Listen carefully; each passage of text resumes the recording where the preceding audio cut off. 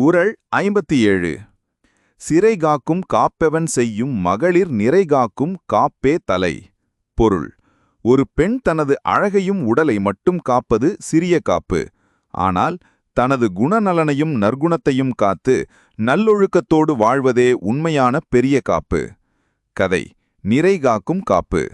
ஒரு காலத்தில் பாண்டிய நாட்டில் பெரிய அரசர் ஒருவன் வாழ்ந்தான். அவனுக்கு வித்யா என்ற அழகிய மகள் இருந்தாள்.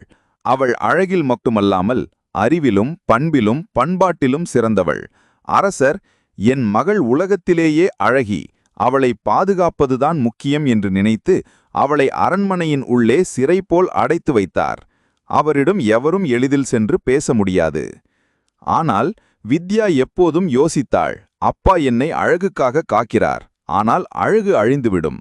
நல்லொழுக்கமே என்றென்றும் நிலைக்கும். நான் என் குணத்தை காக்க வேண்டும்.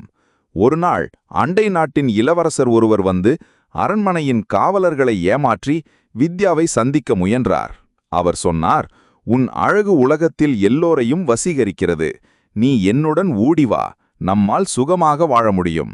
வித்யா அமைதியாக சிரித்து உறுதியான குரலில் கூறினாள், அழகுக்காக உன்னை பின்பற்றுவது சிறிய காப்பு. நான் என்னுடைய குணத்தையும் நற்பண்பையும் காப்பதே பெரிய காப்பு.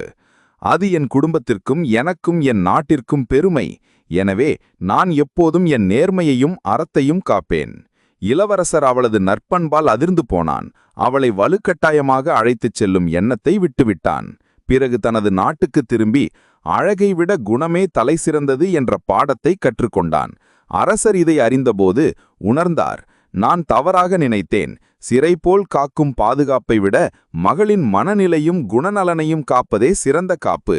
அதன்பின் வித்யா எல்லோருக்கும் ஒரு நற்பண்பின் முன்மாதிரி ஆனாள். நீதி: உடலழகை காப்பது தற்காலிகம். நற்குணம், நல்லொழுக்கம், நேர்மை போன்ற நிறையை காப்பதே உண்மையான பாதுகாப்பும் வாழ்வின் பெருமையுமாகும்.